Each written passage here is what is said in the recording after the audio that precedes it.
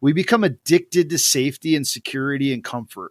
And we keep overwhelmingly concerned with things like liability, and they keep us from doing what's right and caring about what's important. And it's baffling, but we're lost in it. Hi, I'm Jon Dengler, and you're entering a world gone good.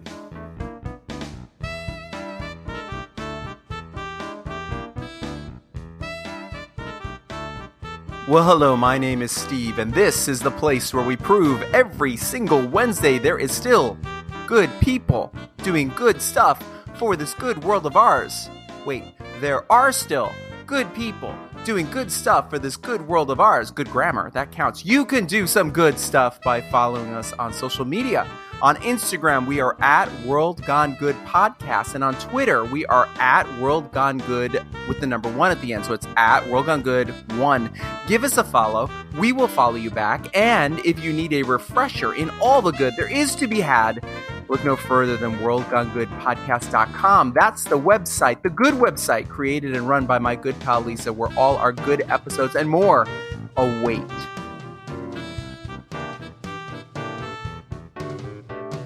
So way back in the year of 2008, I trained and I rode the California AIDS Life Cycle, a 545-mile bicycle ride from San Francisco all the way down to Los Angeles. This 7-day journey where we averaged about 80 miles a day on our bikes remains one of my favorite adventures I've ever had, done, taken part in, just been a part of. So I appreciate other riders and pretty much anything to do with biking. And that's why I can appreciate today's guest. Jon Dengler is the owner of WellBuilt Bikes. He has 3 goals. First, needs met. He believes the most basic and concrete way to love our neighbors is to look out for them and make sure that they have what they need. Second, bridges built. He believes we should meet needs in ways that give us opportunities to build relationships where we meet one another's deeper social, psychological, and spiritual needs as well. And thirdly, a city made whole. Jon lives in Tampa, Florida, and feels it can be a well-built city, that vision is worth investing in with the goal of fully realizing community and community development.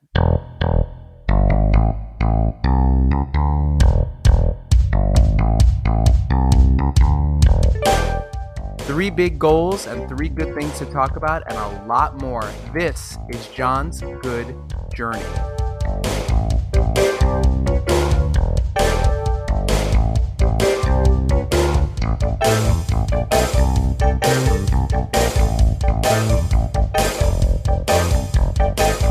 So Jon Dengler, it is very funny how we are brought together because my producer, Lisa, lives in Tampa. Lisa, in 94, 95 shows, she has failed. She has never offered up any creative. She's going to kill me when she hears this. But she's like, yeah, she totally texts me. She's like, there's this guy and he's got these bikes and he does so great thing with bikes. He gives bikes away and you got to meet this guy. You got to talk to this guy. I'm like, all right, where's this guy? And she got really quiet and she's like, Tampa. And I'm like, so was he your neighbor? We're neighbors. Right? So here you are, Jon Dengler. You are from WellBuilt Bikes of Tampa. Yep. Have you lived in Tampa your whole life? As far as I'm concerned, not really. I got here when I was 9. So everything that matters, we moved around a lot before that when we were younger. Tampa is on the east. No, Tampa's on the west side of the coast, right? It's on the bay. Yeah, that's okay. Right. So you're kind of hurricane proof, even though a couple years ago there was one hurricane I remember that came through there. It does seem that way. Oddly, like how many years I've gone out and chained a grill to the tree and thought it was going to be awesome, and then it was just beautiful weather. And yeah, that is the case. So tell us about WellBuilt Bikes of Tampa. First of all, where did the name come from? Well, the nonprofit, the parent organization is actually called The Well. And The Well, we were working for years. I mean, we work with a lot of folks on the streets, people with food insecurity, people that lack steady employment, steady housing. And we ran a daytime drop-in center for years, where people could come and just get in off the streets. There's a very large homeless population in Tampa. And so it's good to just have a place to get out of the sun, take a shower. We had a little free market for people to get groceries. We did little, whatever food. And at that location, outside, I had these convictions around work. Like, man, you need to be working even if you're not employed. So you don't have work, you don't have food. Let's go work together in the yard and grow food. People don't have transportation needs met. So he was like, all right, well, let's work together and put some bikes together. And we got a bunch of broken bikes donated. And initially we called it the recycle bin. Had a shipping container behind the drop-in center full of broken bikes, some tools. And if you needed transportation, I'd be like, go figure it out. I'm sure you could piece something together and meet your own transportation needs. And we did that for several years. We saw probably close to 1,000 bikes go out over about a 3-year period there. And this old man came by one day and he's like, oh, the Well is building bikes. So they're like, WellBuilt, get it? Huh? And I remember thinking like, oh, I'm definitely not calling it that. Super cheesy. And then what's weird is the same joke echoed a few times. And next thing you know, it stuck, and then we embraced it. And then I was like, actually, this is a pretty good brand. And so, yeah, here we are today, where our storefront's on its 5th year open in a retail storefront in University Mall, right next to the University of South Florida here in Tampa. We are a nonprofit bike shop. We sell refurbished bikes at affordable prices. We do sell some lower price point new bikes as well. And then we take and then a full service repair shop, and then all the service and sales revenue goes into an Earn a Bike program. So people that do not have money can also gain ownership of a bicycle, a reliable means of transportation, by investing community service hours to earn their bike. And then they get a bike, lights, lock, helmet, kind of everything they need to be set up as commuters. And then we also do sliding scale repairs. So folks that have bicycles, but maybe can't afford all the repairs they need, it's kind of a pay what you can model. Like we have repair prices that we give people, but when they go, ooh, I can't do that, we go, well, what can you do? And then we make the price that. Okay, wait, let's go back for a second here, because I want everybody to know that recycle, the recycle bin is RE-cycle, because it's a bicycle. So it's not like a recycle, it's a recyclable, right? But it's also recycle, which I think is clever as well, because I'm in marketing. So I give you the props on that. Yeah, I was into the puns a little bit. There's nothing wrong with puns. Puns is like, I sell puns day and left and right. I make the worst puns, and I have clients who are like, that's amazing. I'm like, oh God, here's the invoice. There you go. Here's something. So you looked at the transportation situation in Tampa, and you weren't happy with it, and you made a solution. I mean, does that assess you? I don't want to get you in trouble with like Tampa. Like I always joke with Lisa about like, is there like a king of Tampa? I don't know. No, I would say, no, I'm not worried about trouble with anybody, but like, I would say that, the transportation system here sucks, but that's almost beside. So really what happened is I just committed to hang out with and befriend and learn from folks on the streets. Like I was like, I am here as friend, student, mentor, or like they could mentor me. And people that had bicycles could meet a lot of their own more basic needs. And what you can discover there is like, you see a lot of concrete needs. People need food, they need clothes, they need, whatever. But underlying that concrete immediate need is a deeper issue, like a lack of access or a lack of ownership. And what I witnessed was, the couple folks that had bikes, it was a game changer. I mean, like a night and day difference on what they were able to get to. And I have come to understand poverty as the opposite of poverty, I would say, is freedom. And not money, but freedom. And a bicycle for many of us means freedom. I'm free to ride this where I want to go, to do whatever I need to do. And people were able to get to other resources, get to job opportunities, to visit family, to sell water bottles, to get water bottles, like to whatever it was that they needed to do. And it was like, oh, this is a fundamental way to address the issue of freedom, access, and ownership, which is a deeper, more profound way of addressing these immediate needs. Because you can get socks somewhere else. You can get a sandwich somewhere else. And a lot of those, so we still do all those kind of things, but we run grocery distributions and things like that still. But like the bikes just felt like it addressed that deeper issue that gets a little more to the roots. Yeah, and that's the whole thing with all of it. I mean, I work for a bunch of nonprofits myself. I work for the American Cancer Society, excuse me. I work for the United Way. I work for the Humane Society and a couple other places. And that is a key issue, especially when I worked with the United Way and American Cancer Society, is it's getting everybody on an equal level. And it's even as simple as a cell phone. Like, people see a homeless person and they have this idea of a homeless person like, no, that homeless person needs to have a banjo and he needs to live in that cardboard box and he needs to be like the homeless person I want him to be. He shouldn't have a cell phone. Well, he has to, or she has to. Of course they need a cell phone because they can't, they're not even equal. They're not even getting to that level that everyone else is at. Same thing with having a mailbox. Here in Santa Barbara, when you get here, you can apply immediately as a homeless person or a person in need of a home. You can apply immediately to get a P.O. box. It's free because they understand that to get job applications and things going, you need an address, and they help you to get that start there to do that. So that's a leveling up thing that I think is so important in any community. Yeah, we live in two very interesting places because we both are in places with a high homeless populations, and then we have societally arranged very different relationships with them. Both of which I think are extremely unhealthy, but are opposites in many ways. They're just neither one very good. Here in Santa Barbara, we're kind of a stop through because the people who come through here who are looking for work, they don't come here for work. We're like kind of just a place they hang out for a period of time. They'll go on to Los Angeles, San Diego, or they'll go north to San Francisco because the opportunities are much more prevalent there than they are here. Even for me, like I have a home, but my clients are not here in Santa Barbara. They're in Los Angeles and New York because that's where I do the business. So I understand that. But if you don't have that access, you're screwed. Yeah. And so, this was something that for us was like I'm not big on like talking like about solutions, but it was an immediate way for us to like put in work to address a very real need to gain freedom and access.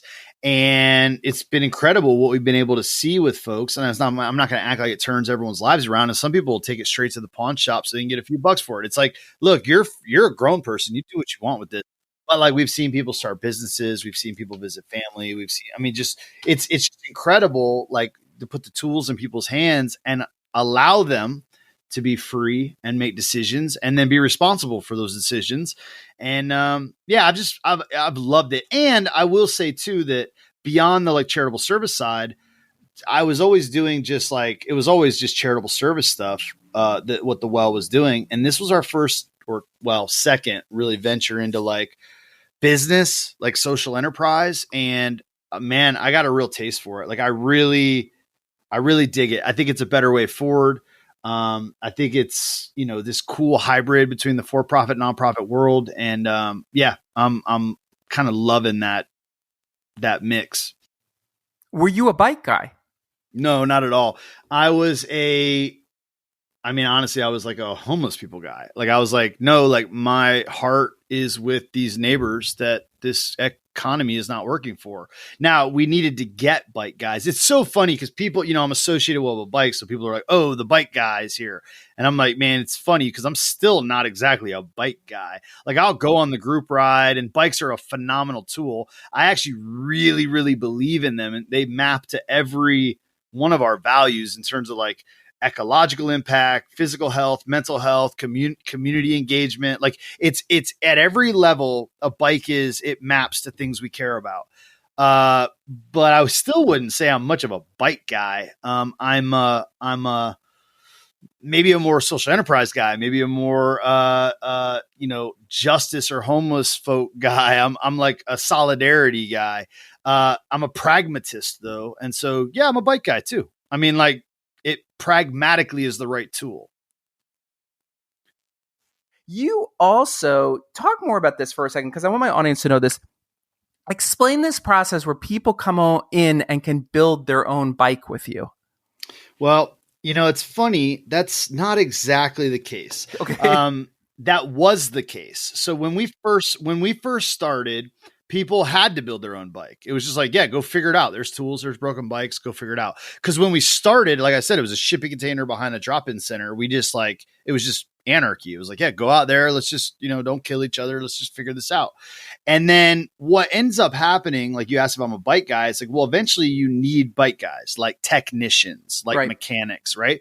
And what we came to figure out was like most people shouldn't be working on bikes. Like you might be able to like adjust this, that, like we could do some maintenance training in the end, but like to refurbish a bike, to rebuild a bike, it was wildly inefficient to do this. And what we were learning was like to do this with someone, like let's just say Chris, who's our head technician, he would end up like spending most of his time working with this guy that came in that maybe like, isn't totally there mentally or whatever it was. It was like, what, actually, we actually need Chris to just turn a wrench and we need to defend him from being distracted for 10 seconds because he needs to turn bikes for the floor and for the Earn a Bike program. And by the way, we can create more meaningful engagement for folks that are coming in. So like we often will take them to like our community garden that we have a couple community gardens we run. So like we might do a work day and take them to work in the community garden, or we might take them to one of our food distributions to help out with a grocery distribution or sorting a pickup that came in.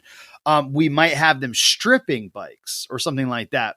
But it's an interesting thing because a lot of people hear what we do and they go, oh, they build their own bike. And I don't think we wrote that anywhere ever, but it's like, oh, that's what you do. You build a bike. So no, you earn a bike. You come work and you do commute service hours. And then in the end, we do a safety training and a maintenance class. So your graduation is a little class where we go, okay, we're going to show you some basics like adjusting brakes and kind of making sure your chain's good. And then encouraging them like, hey, come, they earn their bike with like 3 months from now, you're due for a free tune-up, just come back. Plus it's a great way for us to follow up with them and figure out like what the impact of this has been. Like, are you still missing doctor's appointments, or has that gotten better? Or like how are you looking physically? Like it's really good to see people after a period of time on a bike because it really makes a difference. And you're giving, not just skills, but confidence. Yeah. And you know what? So we do a journal we do some like qualitative and quantitative feedback from folks.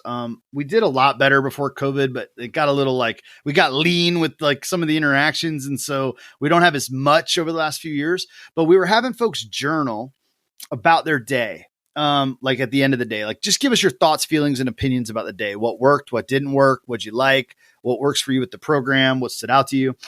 And, what we did was we compiled a ton of those into a database and kind of like did a content analysis of everybody's answers. And a lot of stuff, there's themes that emerged out of that. But the one that was most meaningful to me was something like this sentence. So I'm assembling this sentence out of a lot of sentences, but it was something like, it was very meaningful work for which I felt well compensated. And to me, that's just a home run. Like this is something that not just is like a skill, but it's meaningful. Sure. Like I'm engaged in a meaningful process, which to me is the far greater thing. Like, and we have often people come through and say, hey, can I come back? Cause this is really good for me. This is really meditative to go through these, spokes or tires. And we'll have people come back and even help kind of teach and lead other folks then. Yeah, I was going to ask you, like, what do you consider a success story? And it sounds like it's that. Success is another tricky one, like solutions. So just to be straight up, I'm resistant to things like that because I think that a lot of burnout in work like this, what I observe people burning out, is associated with like not seeing results or fruit or success or like change. And I'm like, I think, you can last when you're like, oh, this is cause it's right and needed and good or whatever. Like nothing needs to happen on the flip side of this. However, to me, I would say that and this is not good for like a fundraising letter or something, but I would say I probably measure success by relationship. So are we friends? Are you a brother or Yep. sister? Yep. So like, cause to be honest, like, I could tell you a story of a guy that we had a guy got out of prison, came and worked with us. We actually brought him in as an intern. He worked with us for like 3-month period. And at the end of this period, we were like, man, this is going great. We're going to hire him. We put him on paid staff for a season.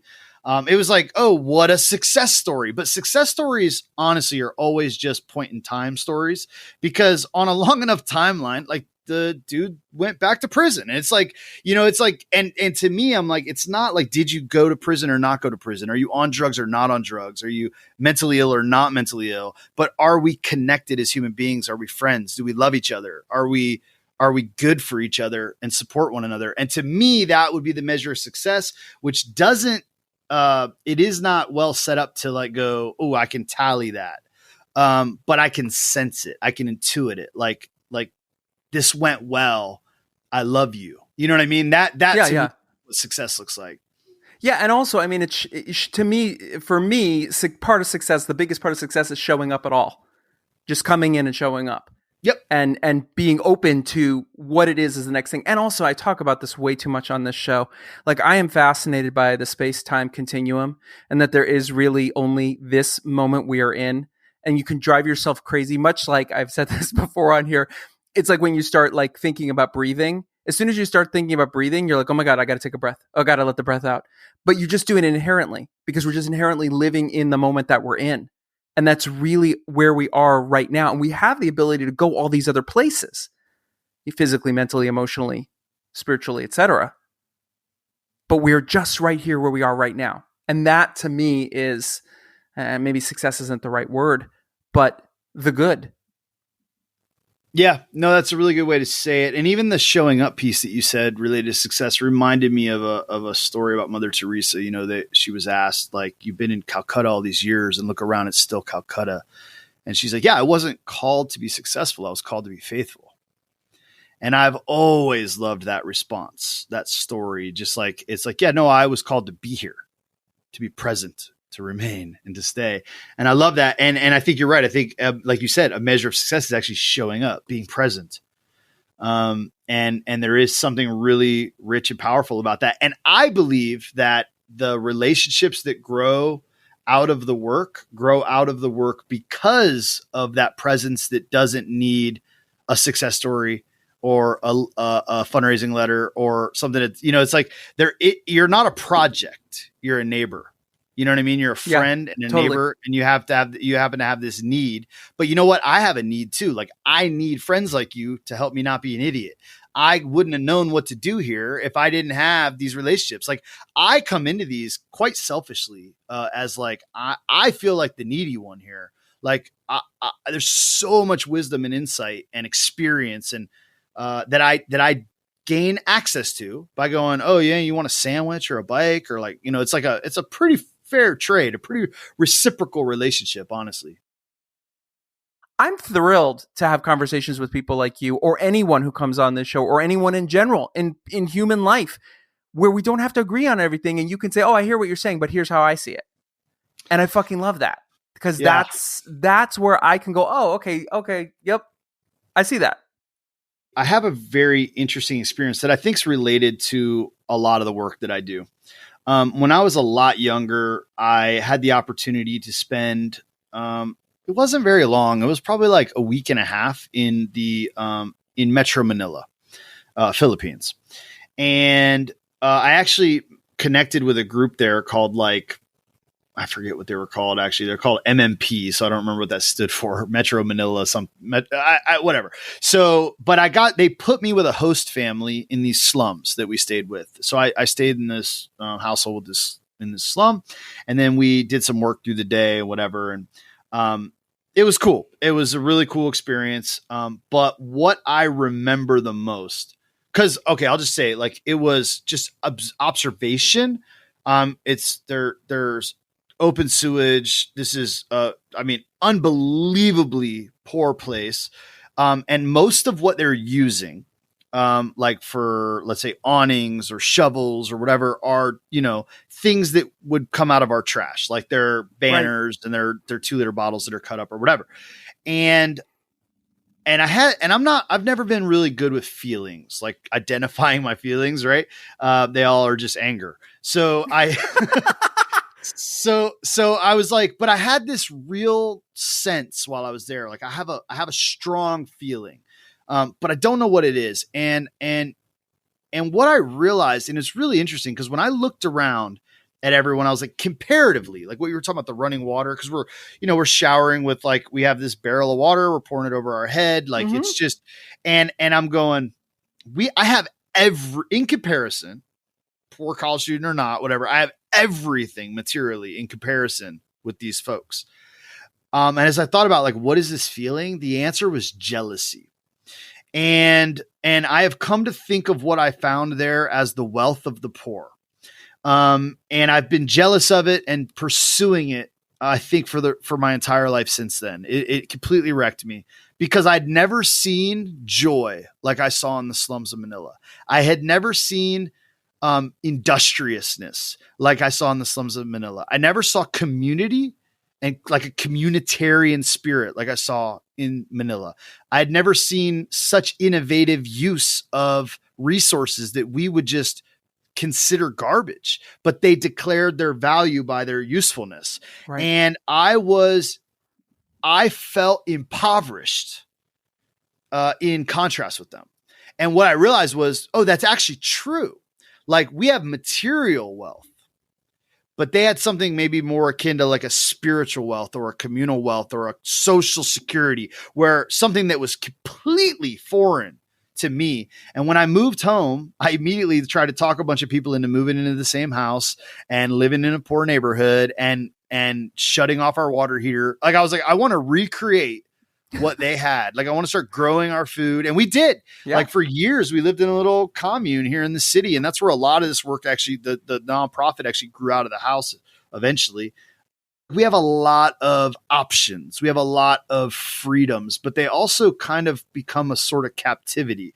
We become addicted to safety and security and comfort.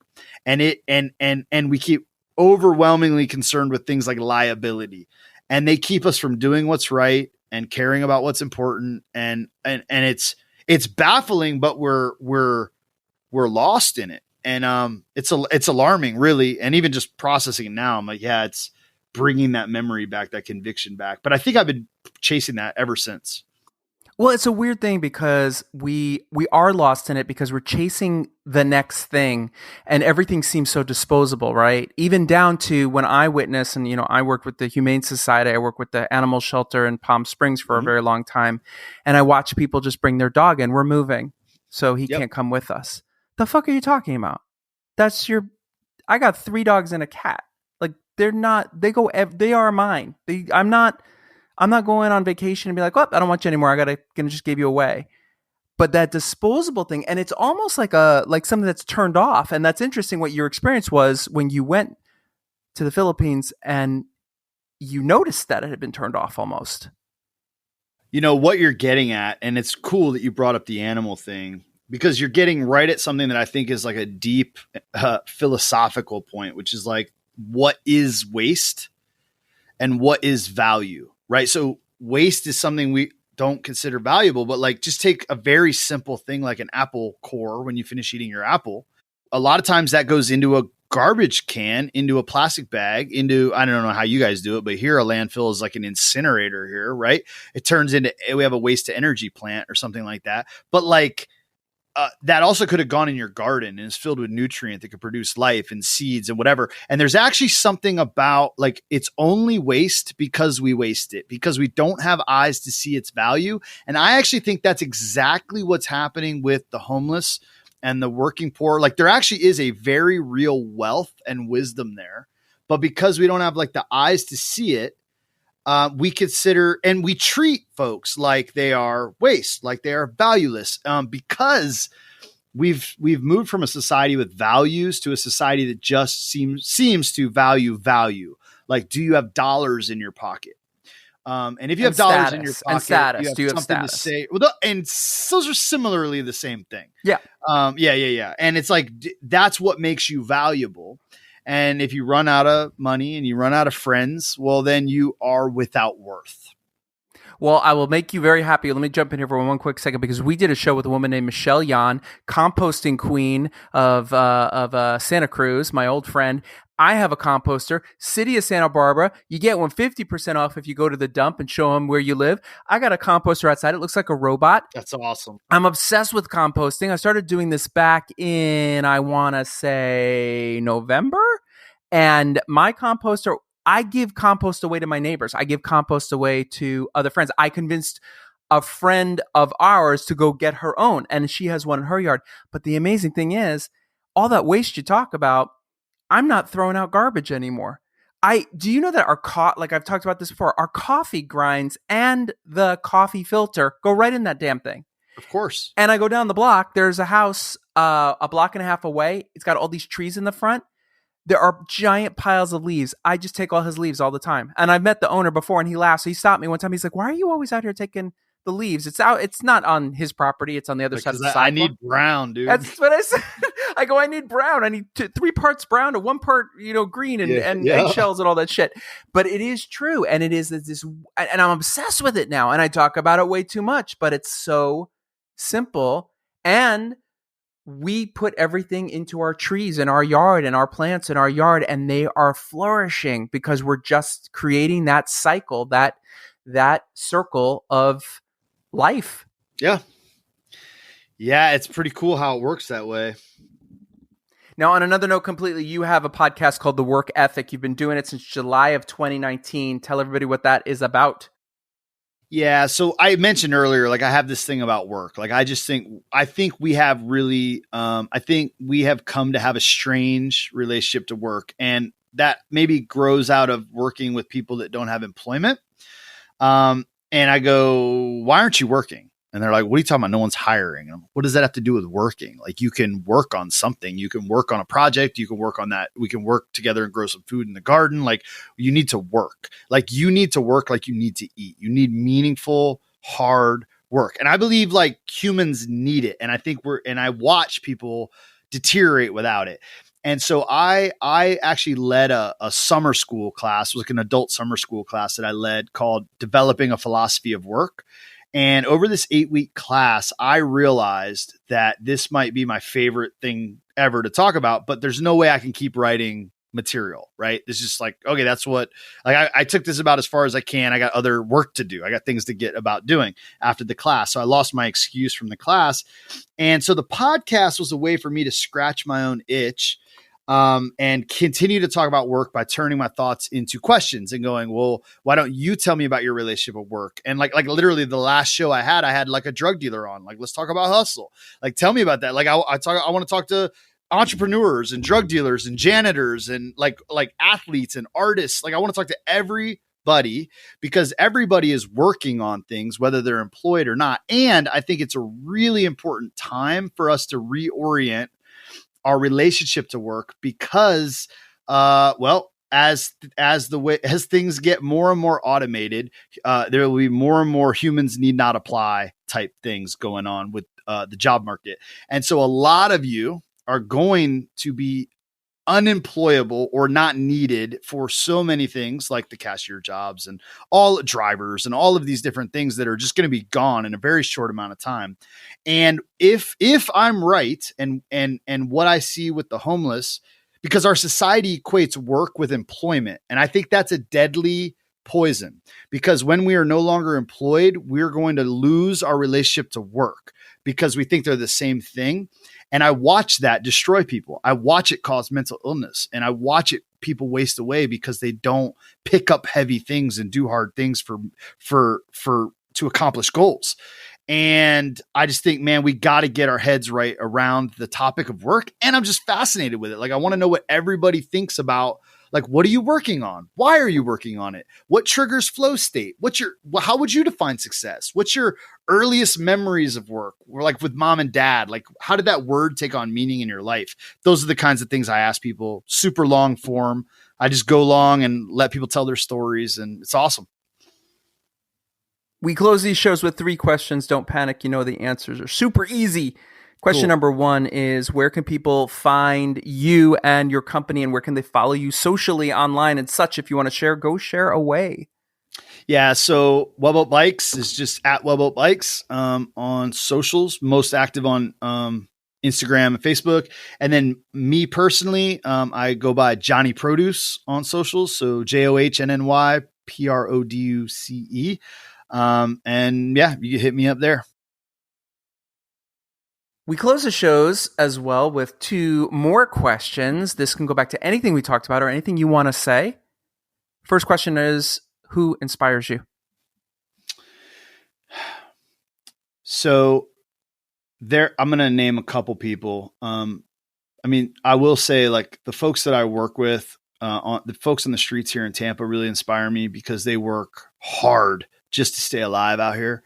But then I mentioned Mother Teresa earlier. She's a hero of mine. Mainly, I really look up to her after that, like her journals came out after her death, and like the darkness that she dealt with and the work that she did, and that the tension between those things really inspires me.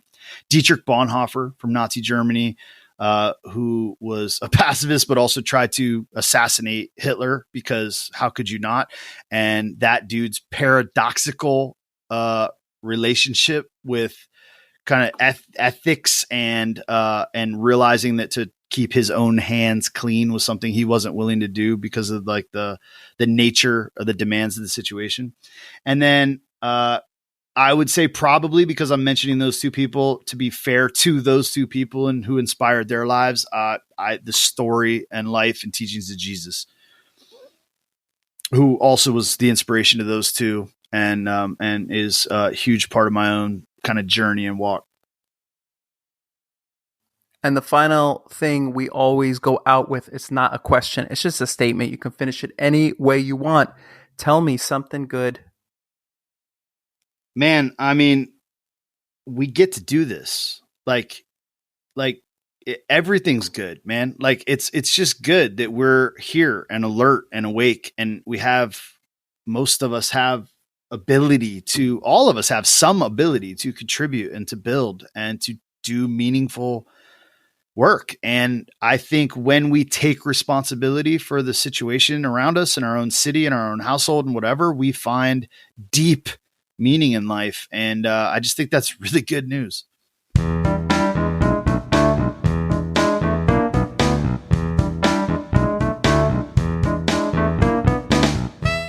Thank you, Jon, for sharing your good. Check out WellBuilt.City for more on all they're doing, and see if it sparks you to get moving on investing in your own city, town, and community. Next time on World Gone Good. My goal is always just to follow the story wherever it takes me and explore as many possibilities as I can, conceive of, and to just go down every trail. What's good about a good crime? Hey, wait a minute. I thought this show was about good things. It is. It is. Stick with me here. Reporter Claire Sanama has worked for 60 minutes and 48 hours, and we have a good conversation about America and the world's obsession with crime stories, what we can learn from it all, and how it helps families deal with loss.